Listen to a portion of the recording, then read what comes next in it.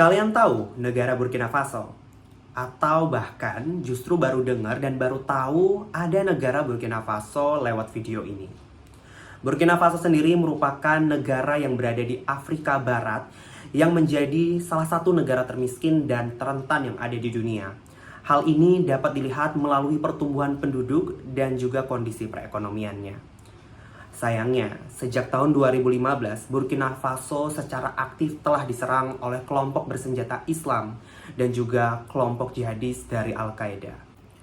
Gelombang serangan masih terjadi hingga saat ini, yang melibatkan dua kelompok jihadis yaitu Islamic State in the Greater Sahara dan Ansarul Islam.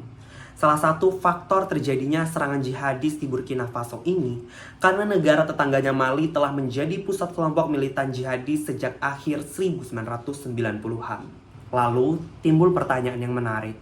Mengapa sekarang kelompok jihadis lebih memilih beroperasi di Burkina Faso? Mengingat ekstremisme di Burkina Faso sendiri tergolong baru dan juga terbatas. Maka dari itu, di video kali ini kita akan membahas dan mengupas secara tuntas dan menjawab pertanyaan yang menarik ini melalui teori relatif deprivasi. Gelombang terorisme di Burkina Faso terjadi secara eksklusif dan dahsyat di ibu kota Ouagadougou dan di daerah perbatasan Mali dan Niger. Pemberontakan jihad ini muncul saat Burkina Faso mengalami kekacauan politik pasca tahun 2014 yang ditandai dengan berakhirnya rezim Blaise Compaoré selama 27 tahun. Rezim ini mampu memanajemen terorisme dan keamanan negara melalui negosiasi bersama kelompok jihadis lokal dan jaringan penyelundupan. Setelah tentara Prancis migrasi ke Mali pada 2013 dan Kepala Keamanan Nasional Burkina Faso Gilbert Diendéré dipenjara, kebijakan kesepakatan dengan teroris pun berakhir. Prancis melakukan operasi Barkhane dengan mendirikan struktur anti-teroris regional di Ouagadougou, sehingga turut mempengaruhi cara Burkina Faso menghadapi kelompok jihadis. Dari yang bertindak sebagai broker regional yang mentolerir dan bernegosiasi dengan teroris, menjadi anggota koalisi anti-teroris yang mencakup bekas kekuatan kolonial. Saat ketidakstabilan politik terjadi, pemerintah pusat dan tentara kekurangan staf dan dibayar rendah, hingga mengurangi kehadiran mereka di daerah pedesaan utara. Dan di saat ini jugalah pemerintah mengizinkan jihadis seperti Ansarul Islam mengisi kekosongan keamanan. Dengan melemahnya fungsi negara di bagian utara Burkina, membuat umat muslim di sana frustasi karena keluhan mereka tidak terwakili dalam elit politik negara yang mengacu pada elemen teori relatif deprivasi.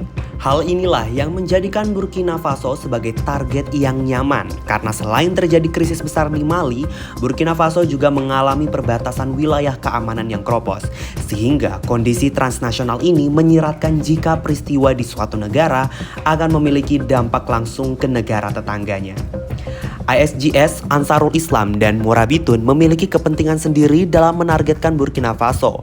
Salah satunya sebagai unjuk kekuatan dan balas dendam terhadap tentara salib Prancis yang kotor. Bangkitnya militansi Ansarul Islam juga menjadi faktor pemberontakan ini terjadi dengan mencampur adukan agenda jihadis global Al-Qaeda dengan keluhan etnis lokal, serta persaingan antar etnis yang penuh dengan kekerasan untuk mendapatkan akses ke tanah, membuat sebagian penduduk mencari perlindungan atau keadilan dari milisi lokal, termasuk kelompok jihadis. Operasi Barkhane Prancis tidak hanya mengkonfigurasi ulang cara-cara tradisional untuk menangani teroris, tetapi juga semakin dianggap sebagai intervensi asing oleh penduduk setempat. Demikian pula serangan di Ouagadougou pada tahun 2015 dilakukan sesuai dengan jalur resmi Al-Qaeda dengan menargetkan sebuah hotel tempat tinggal orang Prancis seolah-olah berusaha untuk menyelamatkan nyawa para muslim. Sebaliknya, ISGS lebih terlihat seperti kelompok lokal yang memiliki kepentingan jangka pendek untuk terhubung dengan kelompok jihadis global.